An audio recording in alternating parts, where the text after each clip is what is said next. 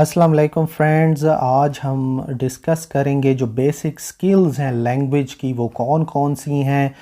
कौन सी जो स्किल है वो ज़्यादा इम्पोर्टेंस रखती है, कौन सी स्किल को रिसेप्टिव स्किल कहा जाता है, कौन सी स्किल को एक्टिव स्किल कहा जाता है। तो ये टॉपिक हम डिस्कस करेंगे। और जो दूसरा टॉपिक है वो है हमारा फिगरेटिव लैंग्वेज का। फिगरेटिव लैंग्वेज का क्वेश्चन बहुत ज़्यादा इंग्लिश लिटरेचर के इंटरव्यूज़ में पूछा जा चुका है, और जो स्टूडेंट्स को पता तो होता है कि आखिर ये होती क्या है। ज़्यादातर को तो पोइट्री की पहली क्लास में ही ये बता दिया जाता है कि फिगरेटिव लैंग्वेज क्या है, लेकिन वो इसको डिफ़ाइन नहीं कर पाते, एक अच्छी इसकी डेफिनेशन नहीं दे पाते। तो ये भी आज हम डिस्कस करेंगे इस वीडियो में। तो सबसे पहले हम बेसिक स्किल्स का अगर ज़िक्र करें तो जो लैंग्वेज की जो स्किल्स हैं वो चार होती हैं। आपने ये जहन में रखना है, चार स्किल्स होती हैं।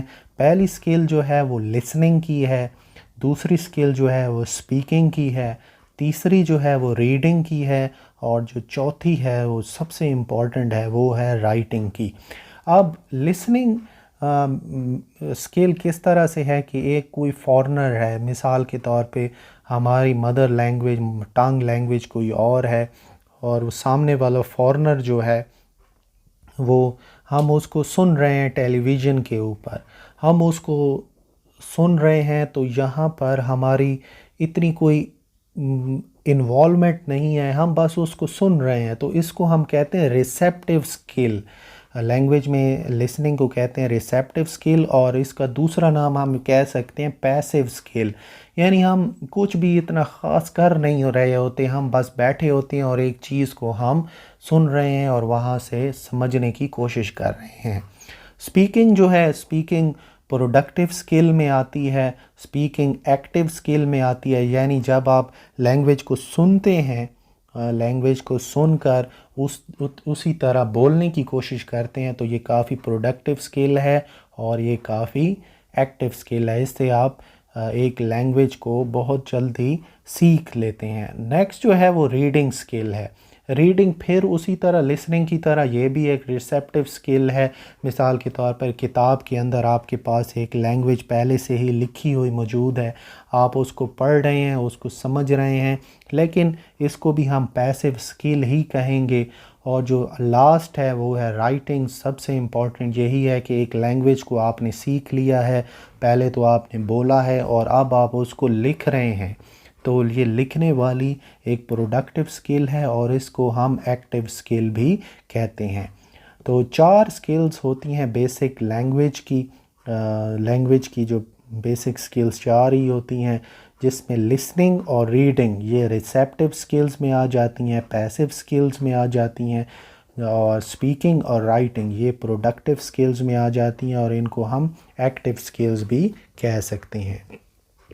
अब हम दूसरे टॉपिक पे आते हैं जो कि हमारा इस वीडियो का है, और वो है फिगरेटिव लैंग्वेज। फिगरेटिव लैंग्वेज को अगर हम सिंपल वर्ड्स में या एक डेफिनेशन करना चाहें तो वो हम इस तरह से डिफ़ाइन करेंगे। Figurative language refers to the use of words in a way that deviates from conventional meaning. It is opposite to the literal meaning of a language. Figurative language uses similes, metaphors, and other devices.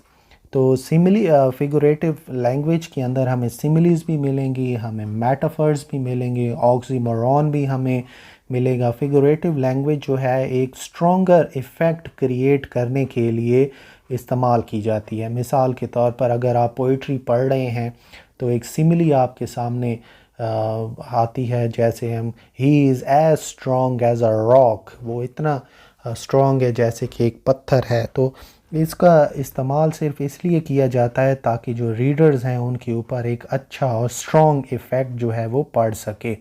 मैं अब आपको एक example आपको बताऊंगा, तो example से आपको ये फिगरेटिव लैंग्वेज और भी अच्छी तरीके से समझ आ जाएगी। मिसाल के तौर पे एक हम टेलीविज़न ओपन करते हैं, एक स्पोर्ट्स चैनल लगाते हैं, उसके ऊपर हम ये देखते हैं कि एक एथलीट है, वो बहुत ही अच्छा परफॉर्म कर रहा है, बहुत ही बेहतरीन किस्म की परफॉर्मेंस वो दिखा रहा है। हम अगर इस तरीके से कहते हैं the athlete is performing brilliantly, तो ये तो सिर्फ एक लिटरल मीनिंग होगा, ये तो एक आम मीनिंग होगा जो कि कोई भी बंदा कह सकता है आम ज़िंदगी में। लेकिन अगर हम इस तरह से कहेंगे the athlete is on fire, कि एथलीट जो है वो ही इज़ ऑन फायर, तो ये अब यहाँ पर हमने फिगरेटिव लैंग्वेज जो है वो यूज़ की है।